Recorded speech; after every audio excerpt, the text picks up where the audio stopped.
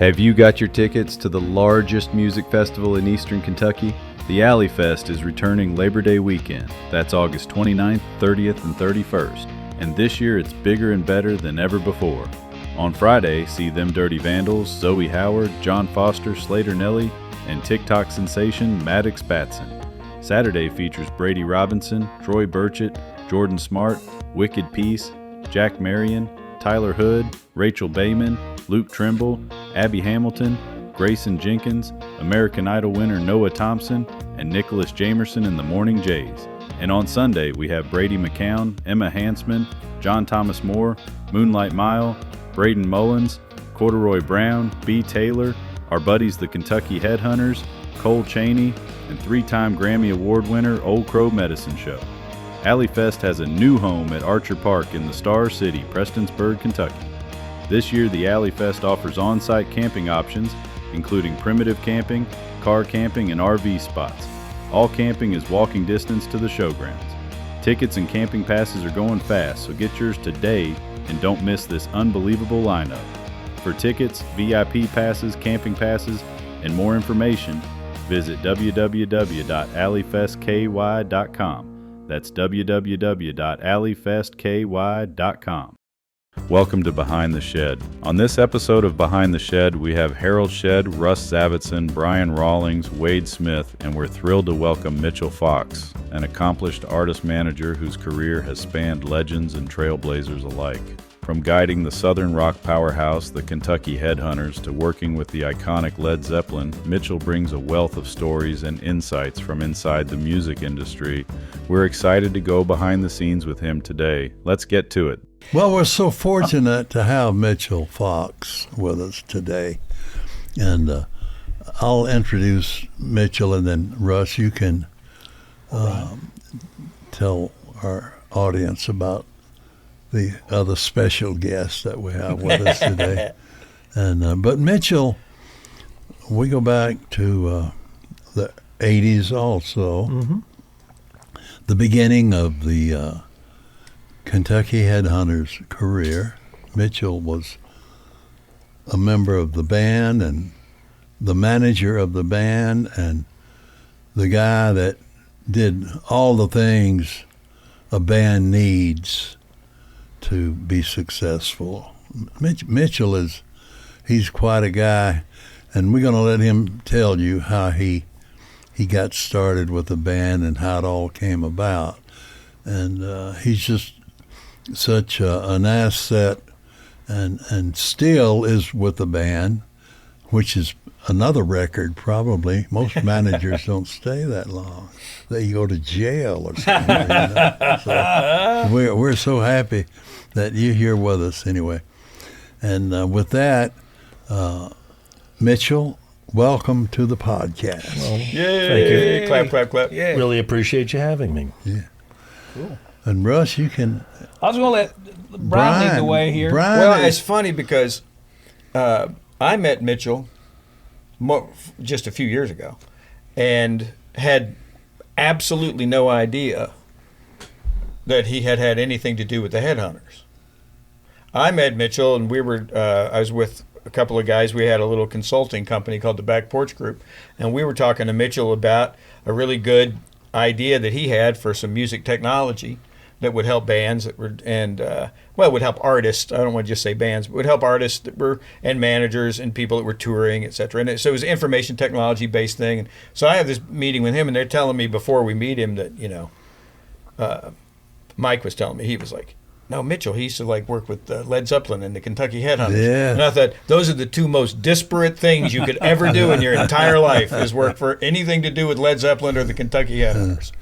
So anyhow, that's how I met Mitchell, and why I wanted to hang out today and hear how you guys got to know each other, because that is a really good backstory to a guy that I met in a completely different world, and then knew him because he owned a restaurant, which literally was right across the street. Wow. It's that restaurant right there. Wow. That's now an Asian street food place. And so I knew all these things about Mitchell.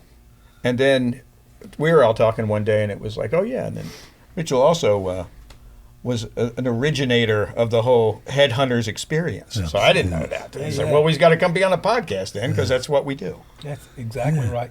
Man, you got to start. You got to start though before the Headhunters. Yeah, tell us how you got involved with the Headhunters. I know you were doing other things with other artists. Yeah, I was fortunate in the mid '70s. I'd been working with Ron Delsner in New York, who's a concert promoter up there. Started out at the Schaefer Music Festival in the Park, and then we opened up the Palladium, used to be the old Academy of Music, down on 14th Street. And I'd be kind of like at the Garden, Felt Forum, Palladium, doing any number of different shows. And then around September, October of '75, a friend of a friend, which is the nature of the business, knew the attorney for Led Zeppelin. So that person said, listen, Mitchell's looking to get out of the concert business. He wasn't really happy about having to be relying on the weather. Unfortunately, the people at Bonnaroo know about that this weekend. No kidding. So I went to go see Steve at the Newsweek building on 49th and Madison probably half a dozen times, and he'd send me out. He sent me to Howard Bloom, who's an old PR guy. Again, this is, 40, 50 years ago. And kind of went to a couple of different places, and for some reason I just didn't really make a connection with anybody. And one day I'm going to meet with Steve, and I'm walking out of the elevator, and the girl's going, basically going, I quit. Passes me, I get out of the elevator, kind of look around, and he looks at me and goes, you want to work here? And I went, well, what would I be doing? He goes, well, just about anything we ask you. And I went, well, sure. And unbeknownst to me, when you used to go down the hallway to Steve's office, his name is Steve Weiss. Stevens. Plural. Exactly. I knew Stephen well, yeah. H. Weiss, actually. Stevens H. Weiss. He represented everybody from Jack Parr to Jimi Hendrix and Jeff Beck, and then ultimately represented Peter Grant and Led Zeppelin, and that became Swan Song Records, and they signed Bad Company. Anyhow, I started out in early '76. I did the Song Remains the Same soundtrack, and then the world premiere of the movie, and then we did a couple of Bad Company records, did a couple of Dave Edmunds records, we did a Pretty Things record, and sometime around, I said late '78, I'm up at the front desk at 9 o'clock at night on a Friday night for no apparent reason, and I get up to walk out, and the phone rings. And there was an old thing about being at Swan Song, if that phone rings, it could be Peter Grant.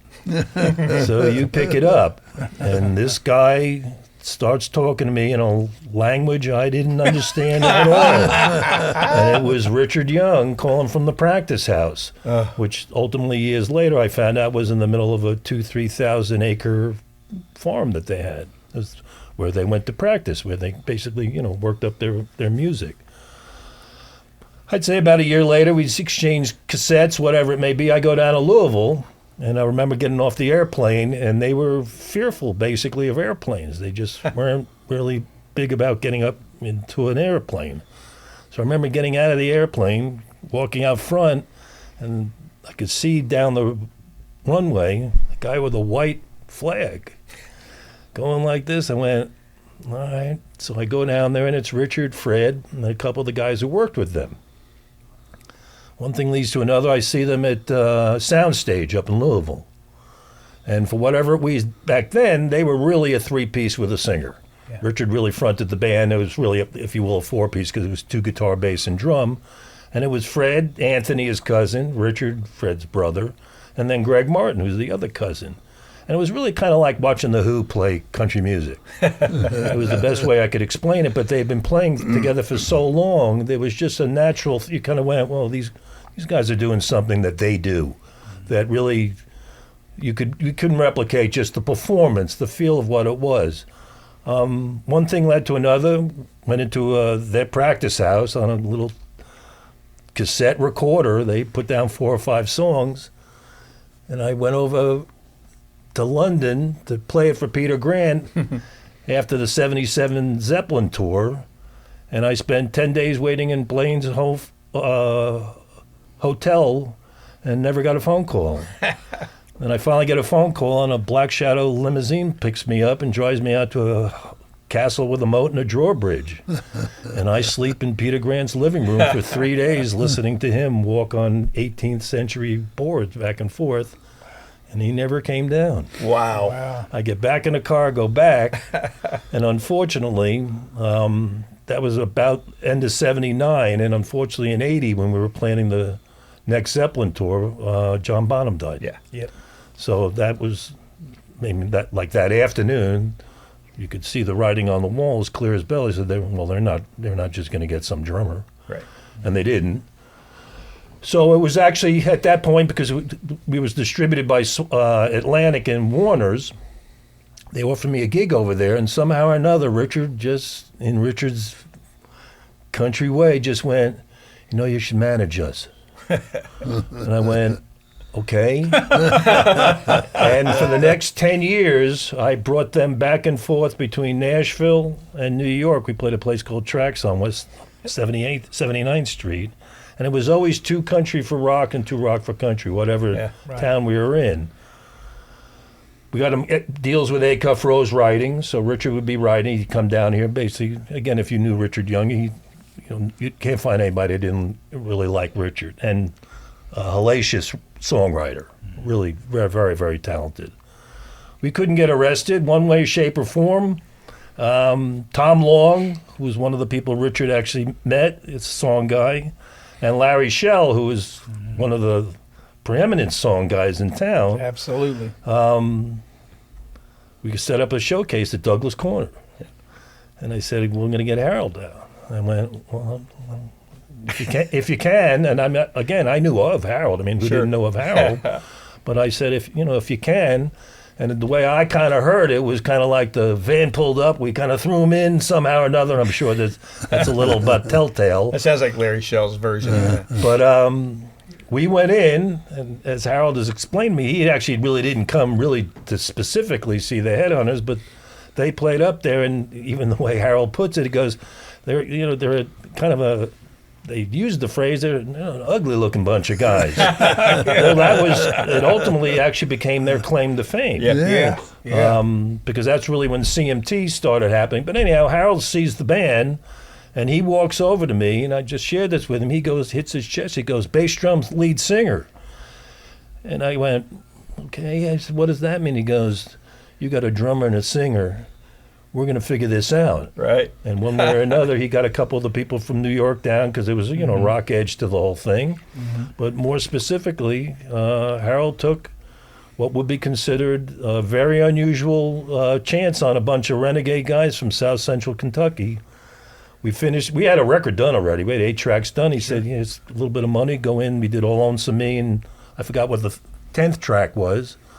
But we put that thing out. Really couldn't get on radio much. I'm sure a couple of edits were done here, there, and the other place. But somehow Eddie Mascola and his guys got Walk Softly on the radio. And then really, at that point, people started kind of going, well, who are these guys? And then what happened is, what was his name who had CMT? Duncan. What was his first name?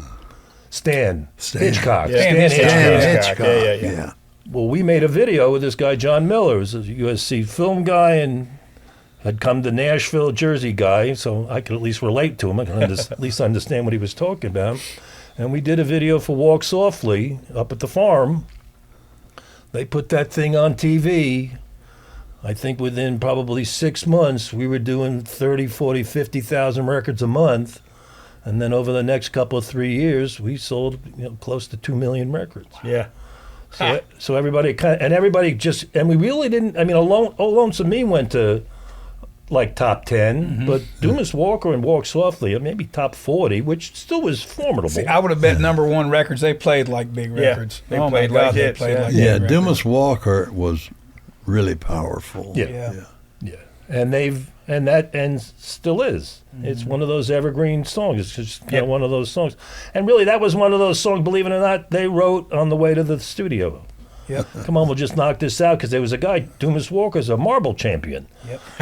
up in Kentucky. So Yep. they used to go. That's where they used to go get packaged goods, if you know. As it were. Yeah, And there is a back room. there is a back room. So they We wrote did the about- video there. Also. That's right. Yeah, That's yeah. right. Yeah. And we obviously everything that Harold and Paul Lux and Eddie Muscola and his staff did, word was out that there's this band you got to hear, and then which really was the closer, I think, a lot of that, and wait till you see them live. So we got them on the telephone, called every small radio station in the country. We didn't call any of the big markets. Really figured let's surround the big markets, because they really talk that small town talk. Sure. And again, if you could hear Richard Young on the phone, he'll sell ice to an Eskimo. Right. He just will. And they did. So I was sharing with Harold, they're still touring now 40 years later, and most of the places they play are the county or state fairs in those small towns that they called 40 years ago. They've basically just stayed true to their call. And they're family, and I've been around them. I don't day to day anymore, but we're owners. I was never a commission manager, so we became. They said, if you're going to do this, you're going to be part of the family. Right. Wow. The rest is, as they tend to say, is history. Right. Yeah, man. Amazing. Boy, what a great concept. You don't hear that story very often in the entertainment industry. That's a No. great one. That's stayed together and kept doing it. That's cool. Yeah. That's way cool. Yeah. Man, I can remember you mentioned the radio thing, and we mentioned this one time on the show. I was working at the music mill during that period of time for Harold, and he came in one day with the cassette of those and was going to play it for me. And we put it in and started the cassette up, and he said, turn it up, and I did, and I said, shit, this is ZZ Top singing country songs. He's going, shit, this is really good. And I said, I said, man, you think you can get this on the radio? He said, I don't care. Just tell me, do you love it? And I said, hell yeah, I love it. We turned it up and listened. Who would have guessed? And I learned a real valuable lesson from that record. It's like, just go right here every single time. That was boy, what a success. Yeah. Golly. What a great record, that first record. Second record too, but man, unbelievable. Well, listen, I think, when you look back and then reflect to where we are now, the fact that Harold took it upon himself, again, in tandem with, a staff that he had down there, that vote of confidence for a town like this, Yeah. everybody went, Harold's going to sign it. I don't know what it is, but there's an it factor in this that he hears or feels and has seen now live. And then we did, the radio conventions and stuff like that. And really a lot of the places that still wouldn't play the thing, they walked out of the place and just went, man, I don't know what that is, but somehow or another we got to get that thing on the radio. Yeah, man. And but it was a vote of confidence from Harold. I mean, I'm not saying that's because Harold's sitting here. Sure. That carried, obviously, with his history even at that time, that's like instant credibility on the street. So Absolutely. we had the benefit of that, and then the boys could deliver. Yeah, man. That was it. And also, to me, with you hanging with the band that long and believing, Yeah. there's something to be said big for that too. I believe in this, and we're going to Absolutely. do it. And I had no idea you'd been there for all those years before all this stuff happened. I don't know the story, obviously I do now, but that's a pretty big deal, How long was between you starting to manage and Harold's deal? 13 years. Golly. 13 years. That's Yeah, pretty we amazing. tried everything. We played everywhere in Nashville. Well, there was one place, there was a guy, JP, Jimmy Poulos up in New York, had a place called JP's on the east side, but he had a rock club called Tracks on West 72nd Street. It was like the kind of underground rock club. In fact, Jimmy Page used to kind of, like when they were in town, he'd ask, come on, bring me down to Jimmy's place. Wow. So I went, all right. So, back then you didn't really it was rhetorical when he's saying, would you? Yeah. They went, sure, I'll be right Yes. with you. We're going to. Yes. Yeah. Did you guys ever consider going, man, it's been 5 years now. It's been 6 years. Did you ever get completely distraught and say, man, we've been doing this long enough? Was there ever any talk like that? No. Good. That's cool. I could honestly, no. It Good. was, I was living up in New York. I was managing restaurants just to make ends meet. I worked for Sid Bernstein for a while. We had a number one with Laura Branigan. Yeah. We had a number one with this kid Howard Johnson on an Remember R&B that? on the R&B charts. And the Brannigan thing was, like That was big. Yeah. really big in Yeah. its day. Yeah. And I was lucky to at that point had worked with Peter Grant and Sid Bernstein. So as far as a resume is concerned, people just read it. They say, well, you must be doing something right. Yeah. Yeah. And my dad would say, getting a gig's one thing. He says, keeping it's another. And I was fortunate enough that they really. And again, Laura Branigan in her day, Yep. that was a huge hit. Yeah. So That was a huge. yeah, but I had that, and then it was really just Richard. They would send me songs every now and then. Again, they was just house. I set up a couple of room mics in that practice house. But Anthony, the bass player, he knew how to just set those mic up somehow, so he got that live sound. So they would just send songs every now and then. I went, oh man, I gotta figure this out somehow. But then it was really. Greg went on the road with Ronnie McDowell, and he met Doug Phelps, the bass player, and they would kind of exchange ideas. And then one day, Greg kind of said, you should come on down. Anthony doesn't want to play bass anymore. He's going to take a gig. Why don't you join the band? And then he was there maybe 2 or 3 months. He says, I got a brother who sings pretty good. So I said, all right, we'll bring him down. We, they called Ricky Lee, and they went to the practice house, and evidently, literally within hours, they went, all right, well, We're gonna do I guess this is the band. Right.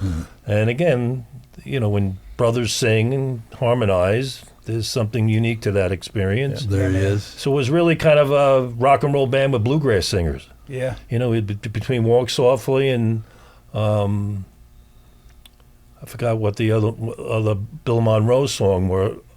But I remember Bill, after the first record started selling a lot, he called us in. He just went, he goes, you all did the right thing cutting that song. And we kind of went, well, thank you, Mr. Monroe. Again, they knew and grew up around these icons, and I was familiar with them to a certain extent, but not to the extent that they were. So just being called in and stuff like this. Later in years past, I went, Bill Monroe called you in to tell you thank you for cutting Walk Softly. I went, why, is that kind of like a big thing? Everybody started laughing at me. Yeah, right. Yeah. Well, you have Well, it was at that time. Yes, Yeah. it was. Lord, Same thing when they did the Don Gibson song. Yep. Don was there for and I don't remember, maybe we had a gold record along during that time. We had a party for some reason. We had a lot of parties back then, but and they were all meaningful. The most exciting night in the beginning, and I'm sure Mitchell, you remember, we did had a showcase. I don't know if they had won the CMA Band of the Year or the record had gone gold or platinum, but it was a great reason for a party, and we rented the old cannery downtown, and we invited 300 people, and lo and behold, 900 people showed up, and it was one of the most exciting nights of music. Ran out of slaw By the burgers. Headhunters. Ran out of slaw I mean, burgers. it was just Kind of sad. and they had that thing, Yep. people wanted to see them. Yep. Is that when you rented a semi truck or something, and had paraded it up and down Broadway? I think that was during CMA week. Maybe. Might have been, yeah. After they had won vocal group of the year or band of the year. Yeah. So when you first heard the music, and I don't know, that's funny, I don't know this whole story. I was around it, but never in it. And you're playing the music originally for the label.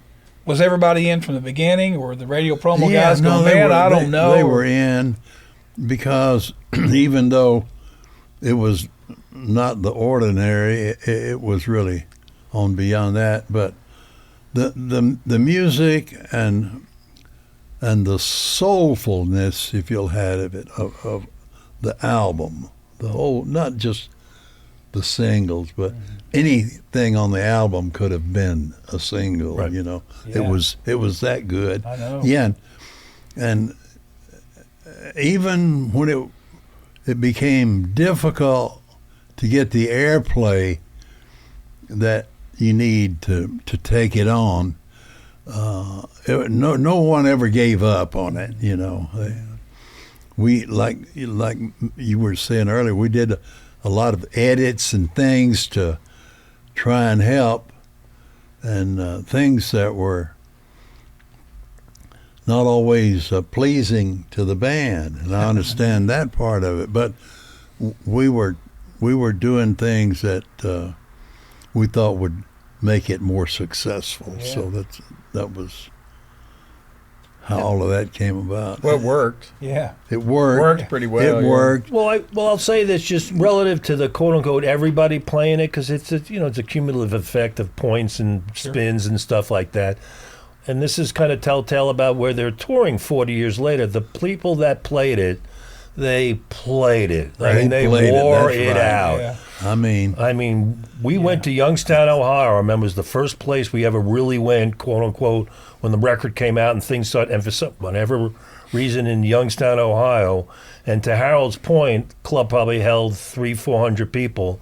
And there are like 2,000 or 3,000 people outside. I got to get in. Who are these guys? Right. Yeah. So really, the people who really just did get it. Frankly, I think it was a badge of honor for a lot of these programmers. They kind of went, "No, I'm the guy who broke that in Youngstown, Ohio." Yes. Yes. Yeah. They really did. And then, by the way, overnights, I'm sure a lot of trucker guys and stuff. All of a sudden, come on, we'll play Dumas Walker at 3 a.m. Then all of a sudden, they start getting calls from truckers. 3 a.m. Went, we might be onto something here. And so, but really, it was, frankly, to Harold's point, it wasn't easy. It wasn't an easy thing to swallow. But I think once people actually got hip to what it was, they went, well, I'll have more of that. And then they just, and again, the thing we always had in our back hip pocket went, wait till you see them live. Yeah. Because they can, as good as that record is, they can turn it on stage. So you and I came to, what was it, the 30th anniversary at Basement East. Right. Yeah. You were there. We all were hanging out there watching the band again at that 30th anniversary. And I don't know that I ever paid any attention to a live show all the way through of theirs until I was at that show. And I was like, well, 30 years later, these guys put on a great show. I mean, they're really, really talented. Yeah. Yep. And I just never thought about it. I love the records, so I didn't pay that much attention. But my God, they can still play. Man, they're all really good players, to his point, and It's a great Southern rock act. Yeah, man, but it's like seeing Led Zeppelin playing country music almost, or any of those bands. It was that kind of thing that we all grew up with. Yeah. That nobody'd ever done before, they stuck out. They took Spirit in the Sky.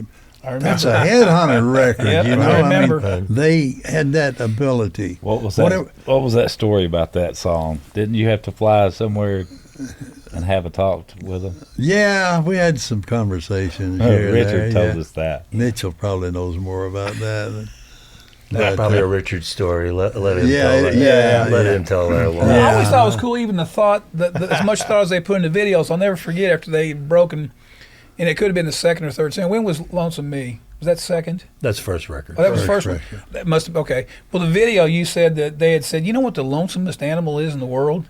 You told me this story, maybe I'm not remembering it right, a pig. And it was in a pig yard and pigs running around. That's, so that's why they did that. The front of it, the intro to it. Yeah. It's them on stage in front of a pig lot. Right. And it's literally just the pigs sitting in, they're like 4 bars into a song, and they went, hold on, and they all kind of gather in the middle of the stage and went, I don't think we're at the right place today. That's right. And they pull out the itinerary and they all scuttle around and they ended up showing up, and of course the place is packed. And of course there was no video like that on CMTV at the time, so they were made for CMT though. Oh yeah. Well, and to that point, coonskin hats. As far as and the timing of it all, you could kind of go to Harold. Listen, Harold said it. They were. I mean, Rolling Stone did a 2-page spread on them when the record started really, really hitting. And I think just the headline was, ugliest band in Nashville. It's it big. Right. And boy, did they ever. Not a pretty bunch. We hope you're enjoying the show. This episode is sponsored by PopChevy.com, Paintsville Tourism, Wild Bill Fireworks, the Kent Rose Foundation. It was amazing the following they had. Yeah. Dennis Hopper was at every show in New York. No wherever kidding. we were in that area. Wow. Yeah. You know, like people like that love the Headhunters, you know. Yep. Amazing. And so on the first record, did you guys ever? Was there any stations that held out? There's always those stories. On Well, records. there was a It couple. said, I'm just not going to play this. Actually, we did, on the first one, we did make an edit. Greg is such an incredible guitar player, and he had played for Def Leppard when they needed, you know, for whatever reason, another guitar player. And he was like one of the Def Leppard guys playing country music, you know. So radio, we got some feedback that was not all positive because of the rock and roll guitar. Sure. So we did make a slight edit on the turnaround, I think. Enough that we got it on the radio, you know, so. Oh, that was Skinner. Greg played with Skinner. He played with Skinner, sorry, That's right. sorry. No, that's right. I was trying to figure Leonard where Skinner, that's not- right. Yeah, not Def Ed Leppard. King hurt his hand, Yeah, and sorry. they called Greggy Yeah, up to my play. mistake. Yeah. No, Leonard that's fine. Skinner, yeah. Now, were they always called the Kentucky Headhunters? Well, originally, initially they was called Itchy Brother, which is evidently is a cartoon character from the 50s or 60s. Yep. Unbeknown- It's your brother and Biggie Rat. Well, there you go. There you go. And then they were never heard actually of just it. called the Headhunters initially, and then we found out that Herbie Hancock had called his band the The Headhunters. Headhunters, so we had to change it. Somebody, I think it was Harold actually, or somebody just kind of went, well, why don't we just call them the Kentucky Headhunters? We went, okay. Yeah.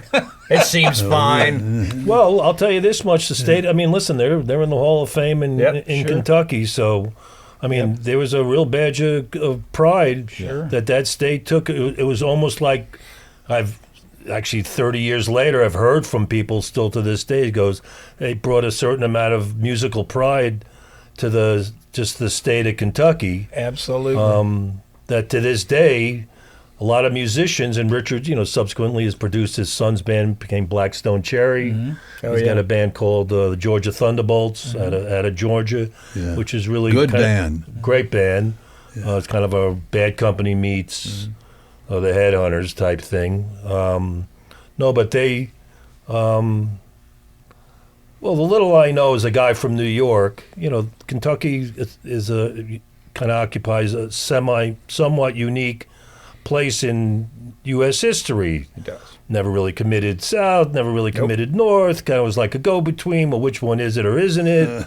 And that's the cursory understanding I was ever given, because I'm not from south of the Mason-Dixon line. So, Well, there's things we can't tell you. that's right. I was born in Kentucky, and so it's way there. So. Yeah.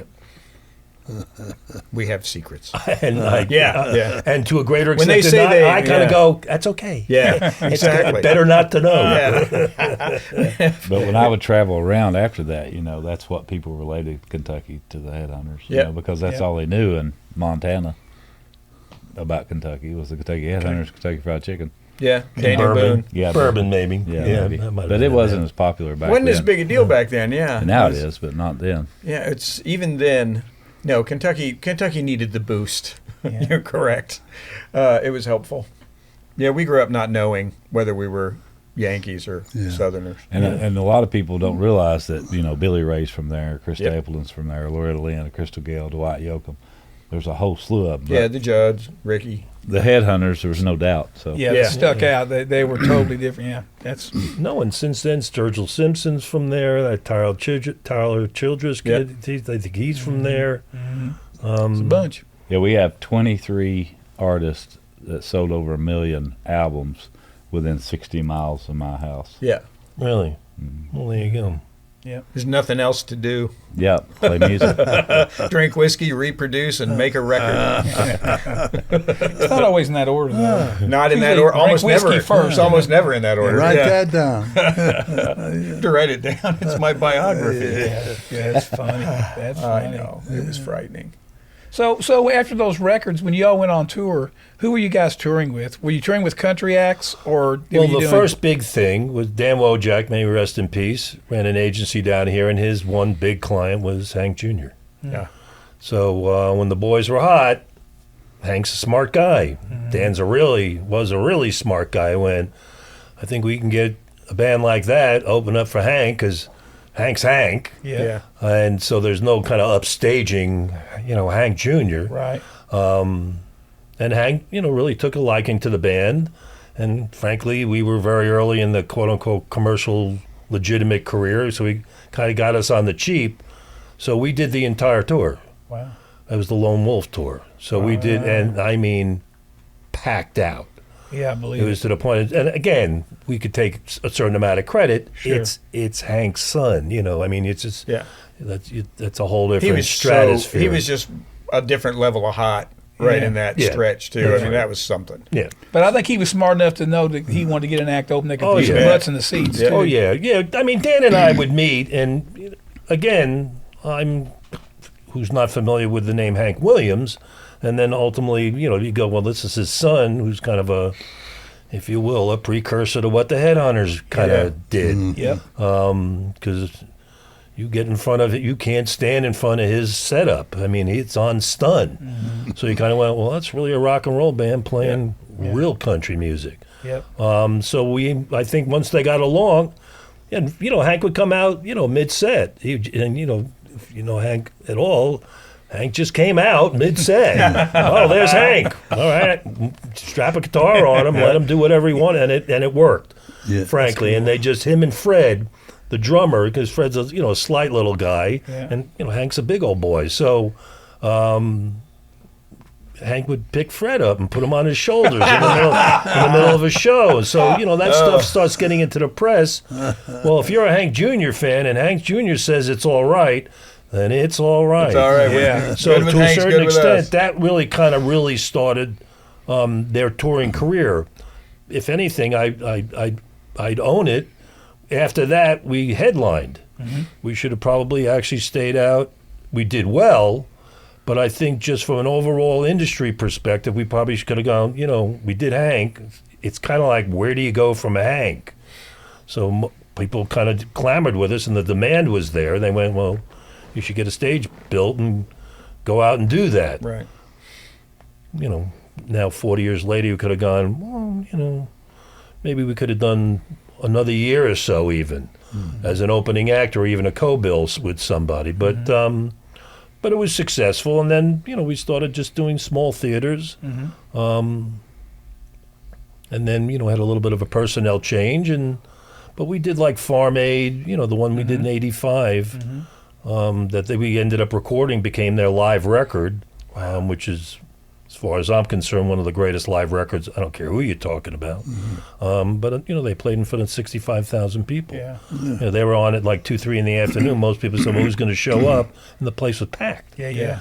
So you kind of, and they filmed it, and we, a bunch of videos out of it. But the live record, you kind of listen to it and went, these are the real deal. Yeah, man. They can play. Yeah.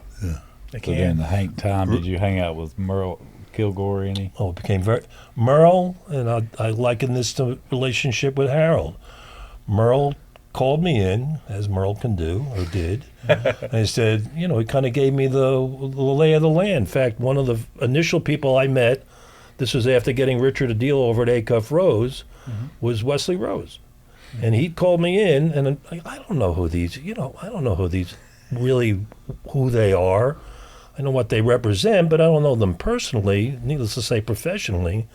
And I remember sitting down with him, he said, just sit down, Hank, just listen to this. And he was on the phone with Dreg Chenault's programming people, about a couple hundred stations. Wow. And there's Wesley Rose of Acuff Rose pitching a song of an artist they represent. I kind of went, well, if he's going to get on the phone and do that, I went, maybe I should be, whatever, in my mindset, I went, I should probably take that phone call next time, whoever it may be. Sure. There was nothing was, he was a record guy who just happened to be a really successful publisher. Yep.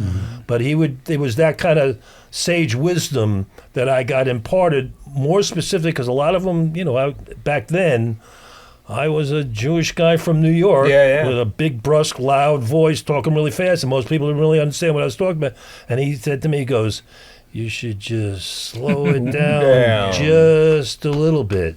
And I kind of went, okay, I'll do that then. No, but coming from a guy like Wesley Rose or things like Harold used to say to me, I kind of went, well, if I can't listen to them, I better just, kind of just give it up. So I was very, very fortunate. And the boys were most appreciative of guys like Wesley, and Charlie Monk was over at Acuff Rose at the time. Yeah. Great guy. People like that, if anybody knows the industry, they called Charlie the mayor of Nashville, or Music Row. Mayor of Music Row. That's So, right. when people like that, and we befriended each other, because beyond the music, if there's a thing, and I think Harold, coined the phrase, you meet the head, they're the nicest guys you'll ever meet.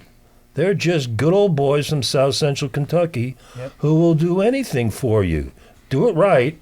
Be smart about it, because they're a group. They're a gang of sorts. Yeah. But if you're smart, and again, Richard being more or less the spokesman for the band, these are incredibly articulate teachers. Parents were teachers. Yep. Very well learned, really smart people, and they could carry a conversation. And Richard, just like I said, if you say hello, how are you? You might as well just sit back and put the phone on speaker and let Richard go, because to this day, that's pretty much what he does. How fun. Yeah. Up until mid-'80s, Alabama had been, for several years, the band of the year, until the Headhunters, the CMA voted them the band of the year. Could you see, twice, could you see any positive difference in the way things started happening? Well, I think the industry kind of at one point go, we don't really understand what they're doing. We really seem to we now like it. And again, this started with you, Harold. I'm not just saying this because you're sitting here. That type of vote of confidence from somebody who's been doing it as long as successfully as you, it's beyond kind of going, I'm not exactly sure what this is, but somehow or another I should give it a really good listen. Yeah. So I think the people after the CMAs, once you start getting on CBS TV, and Vince Gill, I remember after the boys played, he just looked at the camera and says, well, country music will never be the same. He just, and when Vince Gill says that on CBS, Vince is, an icon. People kind of go, well, Vince says so. So to answer your question, once we started getting that national recognition, people started at least going, it didn't hurt their career. The real question is, did it cause you any discomfort signing the band that displaced the band that you had produced all the records on? I never had any of those kind of thoughts. Okay, good. I'm just checking. Well, that was an exciting time. It's one of my favorites. Things were changing, and you could see new stuff happening, and it was, wow, what a great time. And I appreciate your kind words too, Mitchell. Yeah, man. Yes. Your credit to the industry. Appreciate the that. longevity and the way you conduct yourself in your business. It's refreshing. Well, I appreciate that. Well, I think it's what everybody in music business aspires to, is to I do too, to Russ. be in a partnership that lasts forever, and we all still love each other. How many? The Beatles couldn't even do it. Nobody could do it. You've been doing this for how long with them now? 35, 40 years. Yeah. 40 years, and still doing it, and you're all still friends. Oh yeah. How often does that happen? Well, that puts you in that unique 4%, The average stay is about 2 or 3 years, and you've been here 45 years. Yeah. And you couldn't make it up, No. A guy from New York's managing a bunch of. Can you imagine? He was working late one night and the phone rang when nobody was there. If you try to call a record company head, you try in the daytime 100 times, you can't get them. They called in the middle of the night, you answer the phone. Sure. Yeah, I'll manage you. Okay, let's go. And here we are 40 years later. That's pretty cool. What a story. That's great. And still touring and going out and doing it. How many acts do that? When we saw them last year over in Kentucky, it was like, man, it's still the same thing. They're rocking. Yeah. They'll be there this Labor Day. That's right.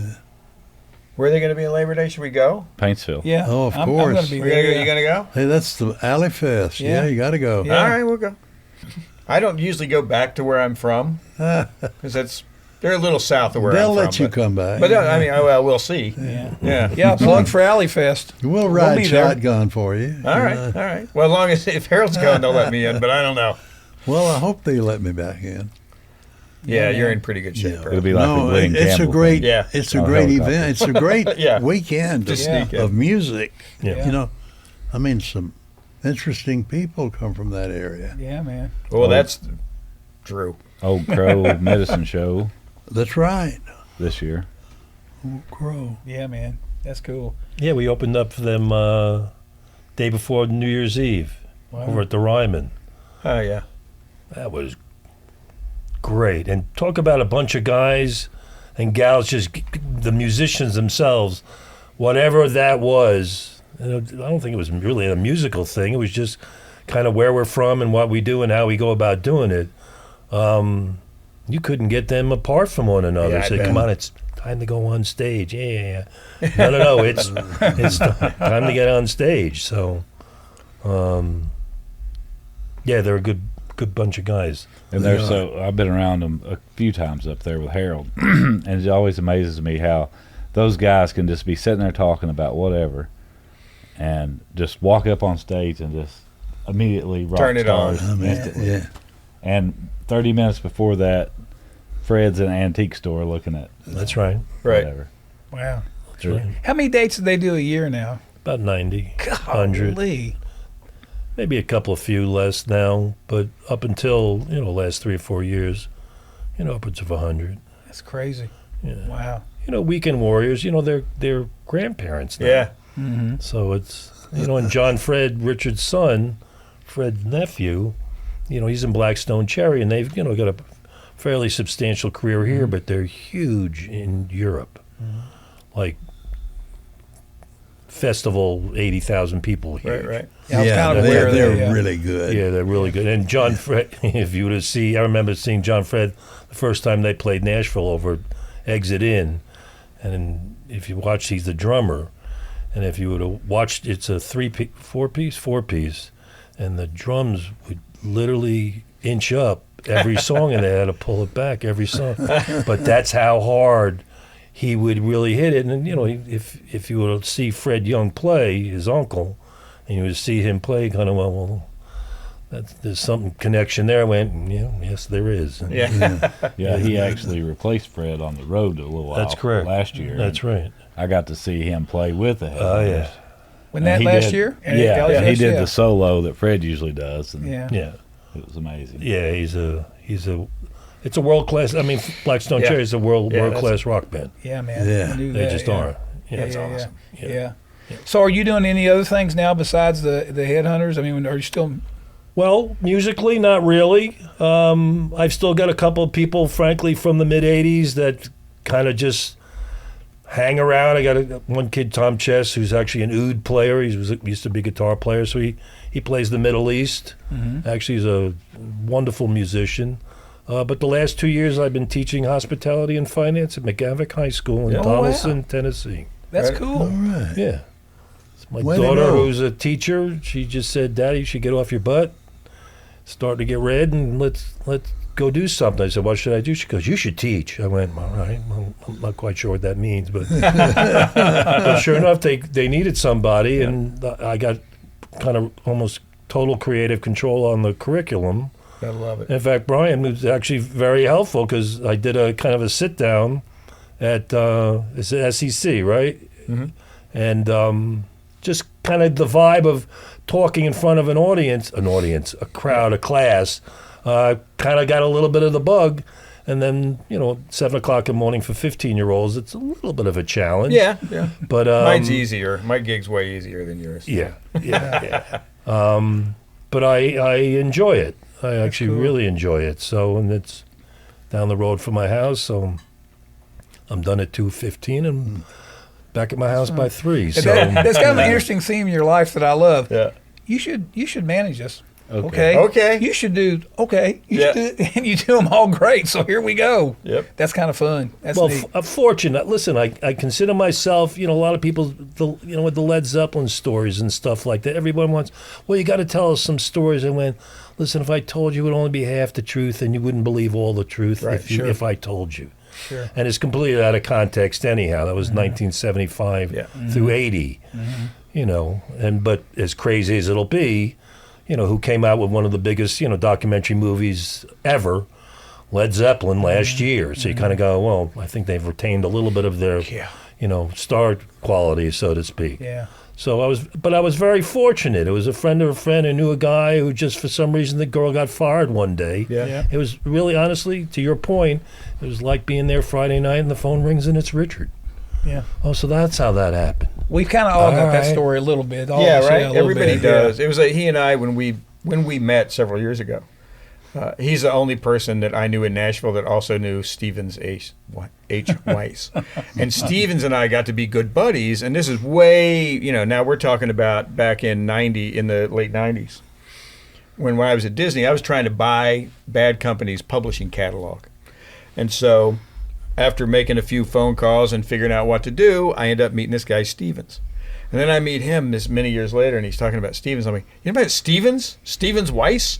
He was the only guy I ever knew that converted from Judaism to Catholicism because he wanted to change religions, but he wanted to hang on to the guilt. But he was right. so funny. Those stories of Stevens, though. So Stevens, when we're trying to deal with this, he brings Paul Rogers out to Burbank, and we take him to this lunch in the Disney commissary up there, which was this it was a place that was so secretive, even inside the Disney lot, that I would get lost going to lunch. It was hidden up by Michael Eisner's office, and it was this little, super small little place. And you go up there, and you would only go if you were taking somebody like, Stevens and Paul Rogers. And the stories that I heard at lunch, I can't even imagine what you got in your back pockets. 'Cause Paul's a great storyteller too. And very much like you're talking about Richard, it's like if you talk to him, it's as soon as you say hello, you just put it on speaker and sit down, right? But tremendous weird coincidence that we would know, because that was an odd bird to know. Absolutely. He was very sheltered and yeah. and also not a guy that should have been in the music business. He had no intention of being in the music business. I think his wife kind of made him. So it was like, it's a small world. It is. But it was fun to come across a kindred spirit. But there's some crazy stories from the era. I mean, I heard some of the manager stories because they were all working with the same. They all became. They signed to Swan Song and were working with Stevens and we're working with Peter as well. Right. And my God, I'm not going to tell them because they're your stories. But my God, these people, they misbehaved. These young people. Yeah. And I remember Stevens telling me one time, after telling a particularly colorful Led Zeppelin story, he said, and he was a very proper man, very proper, very, almost ascot wearing proper man, And he said, well, what did people expect them to do? You're 22 years old and you just played 3 nights for 90,000 people. They let off a little steam now and then. It's like, and what they were doing was throwing televisions out of the top floor of the hotel to see if they could hit the swimming pool. That was the game, That was a famous Peter Grant story that when he checked out of the hotel after the boys had decided to chuck hotel televisions into the swimming pool, the guy checking them out. Back then it's all cash, right? So he's got 2 briefcases with probably $250,000 of cash in it, and he just opens it up, the Hyatt on Sunset, and he's peeling off money for the damages. And the little guy working the front desk said, and you can tell me if this is true, I know you've heard this story because Peter loved to tell it, but the guy that was working at the front desk said, I have to tell you, I've always kind of wanted to do that myself. And Peter gave him a couple $100 and says, "Hal, throw one on us." All true. Yeah, right. Yeah. It was wild. You know. Now they're flat screens. They go like a frisbee. Yeah, it's not the That's same. You got to flick them a little. Yeah, you can't get, and you get the wind is different. Yeah, it's probably a whole different thing for rock stars now. Yeah. Yeah, LED TVs have ruined the whole fun. That's of it. how I met Harold too, was because of the Throwing Headhunters. TVs. Yeah. But Bruce Ritz, who was worked with Harold forever and was a friend of mine, he's talking about the Headhunters was going to come to Paintsville. I was like, oh man, I love the Headhunters. He's like, well, come over and I'll introduce you to them. Right. And he's like, the guy that signed them will be there too, Harold Shedd. So that's how I met Harold. No kidding. Yeah. Well, there you go. After spending about 5 minutes with him, I said, we need to make a documentary Yeah. film about you, You really, yeah. which is how I met Mitchell. Right. Yeah. So Oh, love it. Love it. That's cool. What a great crew. Anything Yeah, else man. you're not allowed to tell about it? Better not tell. Did the boys ever get in any Can't trouble tell it all. that you had to get them out of? Not really. You don't have to tell them what it is. No, not really. All right. No. No. They're just really pretty well behaved. Oh, yeah. Always. Yeah. Yeah. They were kind of adults when they got in anyway. Absolutely. Well, and they're families, so it's one. Yeah. If one knew, then the rest of them knew. Oh, well, you can't do that because it's a reflection on Right, us. right. Right. So, and if you knew, James Howard and Gwen, mom and dad, these were proper, country folk. They were well-raised country Oh folks. yeah. Yeah. Yeah. Well, that's Yeah. cool. Yeah. Any incredibly funny stories or anything that just was, you can't believe this happened? I think the only thing I can say, believe it or not, it's not necessarily music related, but James Howard, their father, who's a teacher, there's some genealogical history that goes with the band because they're the original settlers in Kentucky with Daniel Boone. Wow. Didn't know So that. I would go to their house, and again, I'm just city slicker, just down there. In fact, when they played the show in Louisville, I was supposed to get back on a plane that next day, and either Richard or somebody said, you should come down and let Mama cook you breakfast. Yeah. And I went, all right. I don't know what the big deal is, but we'll go down there.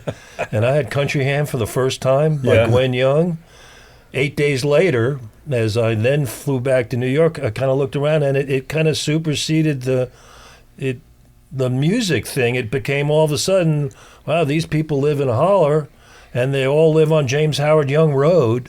Yeah, right. And the grandmother, Shotgun Effie, which is James Howard's mom, she ran the general store and What's- post office. Her name's Shotgun Effie? Well, they made a song called Oh, Shotgun okay, Effie. wait, Her name okay, is gotcha. Effie Young. Right. Yeah, okay. But they live, quote unquote, when people say where they're from, people say the most recognizable town is Glasgow. But they're really from Edmonton. Right. Well, if you really know, they're actually from Wisdom. Yeah. So, because that's, you make a left on 46, not a right, and all of a sudden you're in Wisdom. Well, you wouldn't know that except for the sign that says Wisdom, because it's in the middle, generally speaking, of nowhere. Wow. So, no, I would say the telltale story is that really how we became quote unquote family is they kind of put their instruments down. They went, come here. We want to show you how we live down here. Because they had, never been to New York. Actually, if you really want to go to New York, I'll never forget. First time we went, I took the whole crew up, everybody, put them in a bus. We came up. They stayed at my parents' house, which was a high-rise in Battery Park Nice. in Manhattan, overlooking the Statue of Liberty. So, Right. These are things you see in a book in school and stuff like that. So they all, slept on because my parents, great people, may they rest in peace, and they all slept in the living room and stuff. But they'd wake up and they'd look out the window, and there's the Statue of Liberty and the Staten Island Ferry. And they went, we read about that. Well, when we went back, James Howard, somehow they got word out, you should tell Mitchell about our family tree. Well, he sits down with a piece of paper from here to the ceiling, and he writes from him and Gwen, the mother, back to Daniel Boone and George Washington. Wow. And whether it's folklore or otherwise, James was very matter of fact. They went, no, this woman is married to this, to this, to this, to this.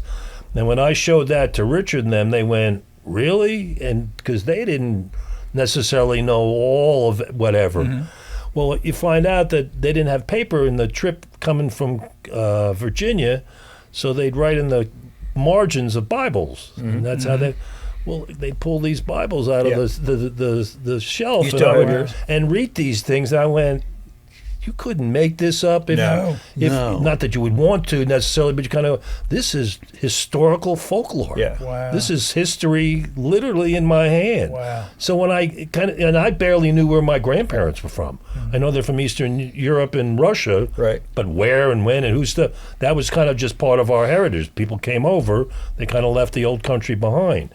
Down here, they live in the old country. Yeah. Yeah. So they have that historical perspective that they frankly live by. Wow. It's almost what they do now is as much a reflection on their history as anything else, and they take that really seriously. Wow. Really serious. Yeah, so to your point, very well behaved. Yeah. Wow. Very well behaved. That's cool. Yeah. Beautiful.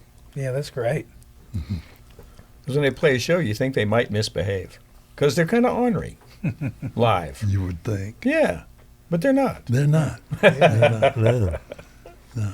Well, they're an interesting bunch of guys.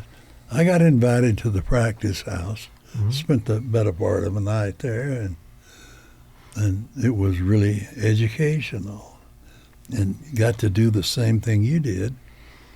Their mother cooked breakfast on a wood stove, like my mother used to cook on, so that was special time. Yeah. Wow. But the Headhunters, and musically, I always felt like they knew what they could do. And we've talked about this, Russ. Not everyone in the business has that ability to know what's good for them, you know, or what they can do. Yep. Like A. Toby Keith knew Sure. what was right for him. Right. Well, the Headhunters, to a degree, are like that. They Yep. know what is right for them as a band musically, Yep. and that's a great thing. Absolutely. And it was refreshing, too, because, in those days, there was a whole lot of, here's a pretty face. Here's a song. Can you dance? Yeah, let's go next. Yeah. And they walked in doing what they do. It was what they were. And it's, I think in those days there was, there was a whole lot of that. We're going to teach you how to dance this way and do that. And, they were who they were. And that's, that's what works. I mean, that's the real thing's always the best thing, And they sure did it, for sure. And still do it. Another thing about people from that area in Kentucky, especially though, like with outsiders, they once they take you in, then they're very protective. Oh, yeah. Yeah. I'm sure they are of you. Oh, yeah. Sure. They may be able to call you city slicker, but somebody else can't. That's That's true. great. Yeah, Yeah. That's true. That's you great. see that a lot. Yeah, man. Yeah. Yeah. They'll poke fun at you, Right. but if somebody else does it, man, they jump on yeah. it. Yeah, that's Yeah. a different deal then. Yeah, man. Man, what a great story. I'm so glad I got to get to know you a little bit here Yeah. today, because I don't know why we've never really hung or met, but, I've always known your name and heard it a million times. And with the story, of course, I know the stuff from Harold mostly, but, man, what a great story. Golly.